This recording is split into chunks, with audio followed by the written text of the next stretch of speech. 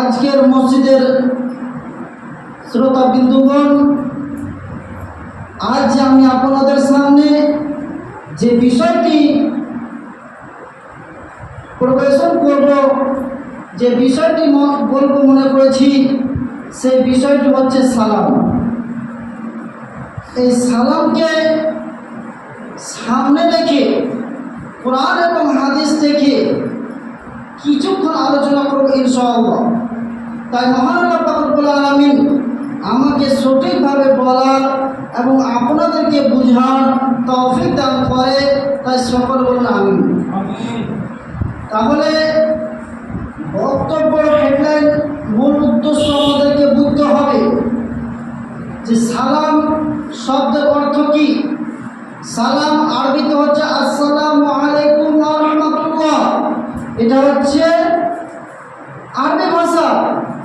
বাংলায় তার অর্থ হচ্ছে আল্লাহ পাক রব্বুল আলামিন তোমার প্রতি রহমত বর্ষণ করুন, যার অর্থ হচ্ছে শান্তি, প্রশান্তি, আরাম, দোয়া ইত্যাদি।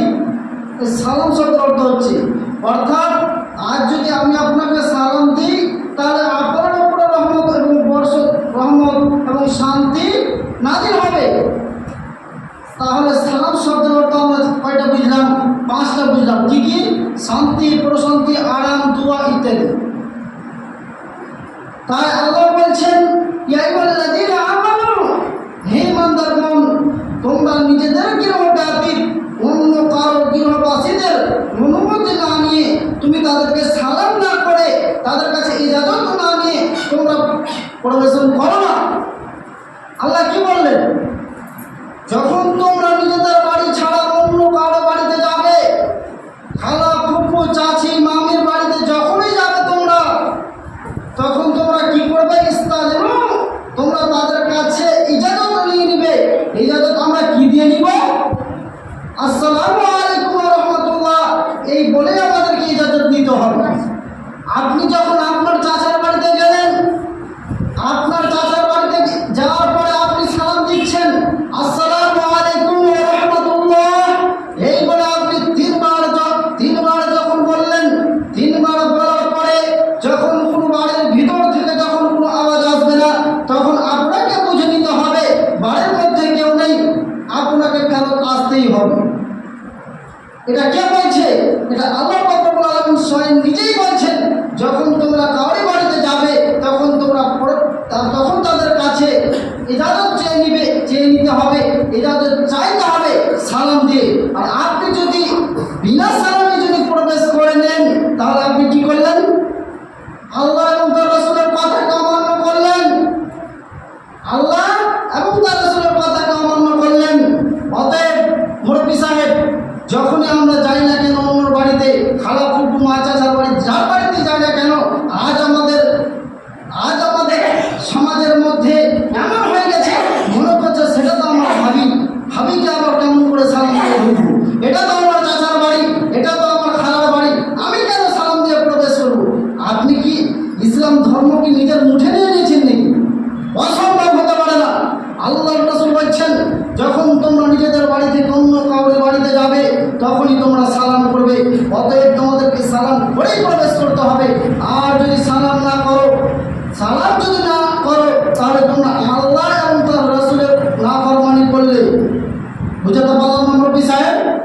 অতএব যারা পিছনের কাতার বসছেন, আর সামনের কাতারগুলো পূরণ করে দিবেন। আর কি বলছি কথার দিকে মনোযোগ দেন, হাদিস এবং কোরআনকে বুঝার চেষ্টা করেন। এতদিন তো শুধু কেসা কাহিনী শুনেছেন, কোরআন হাদিস কিছু বুঝেন, কিছু চেষ্টা করেন যে কি আলোচনা হচ্ছে। তারপরে আল্লাহ আর বলছেন, ফাইদা দাখালতুম বুয়ুতান ফাসাল্লিমু আলা আনফুসাকুম। আল্লাহ আর বলছেন, যখন তোমরা নিজেদের গৃহে প্রবেশ করবে তখন তোমরা তোমাদের আত্মীয় স্বজনদেরকে সালাম করবে।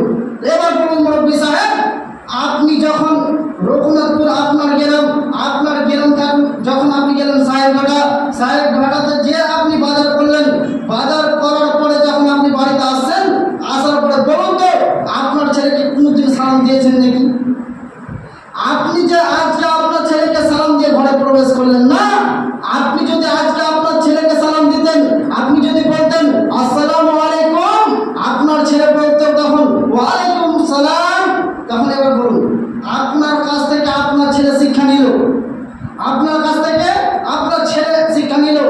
মধ্যে একটি হাদিসের ওয়ার্ড চলে আসলো। আল্লাহ নবী বলছেন, মানুষ যখন মৃত্যুবরণ করে, মৃত্যুবরণ করার পরে কয়টি আমল বৈধ থাকে? তিনটির মধ্যে হচ্ছে, একটা হচ্ছে সাদকায়ে জারিয়া, আও ইলমে ইনতাফা বিহি, আও ওয়ালাদুন সালিহিন। আল্লাহ নবী বলছেন, এমন ইলম অর্জন করলো, এমন ইলম অর্জন করলো যে ইলম দ্বারা অন্যকে শিক্ষা দিল। এবার বলুন, আপনি যদি আজ আপনার ছেলেকে এই যে সালামটা শিক্ষা দিতেন, আপনার ছেলেকে, এটা তো ভালো জিনিস, এই যদি সালাম দিতেন, আর আল্লাহ বলছেন আপনি যখন আপনি মারা গেছেন, আপনি যখন মারা গেলেন, আপনার ছেলেকে যে এই সালাম শিক্ষা দিয়েছেন, আপনার ছেলে যতদিন পৃথিবীর বুকে বাঁচবে, যতদিন মানুষকে সালাম করবে, ততদিন পর্যন্ত আপনার কবরে 50% নাকি বৈধ থাকবে। তাহলে কেন আপনি আপনার ছেলেকে সালাম দিলেন না? আজকে আপনাকে মসজিদে বসে ওয়াদা করতে হবে, ওয়াল্লাহি আল্লাহর কসম করে বলছি, যখনই আমি বাড়িতে প্রবেশ করব, আমার বাড়িতে যেই থাকুক না কেন, আমার স্ত্রী থাকুক, আমার মেয়ে থাকুক, আমার ছেলে থাকুক, যাই থাকুক না কেন, সর্বপ্রথম আমি সালাম দেব, তারপরেই ঘরে প্রবেশ করব।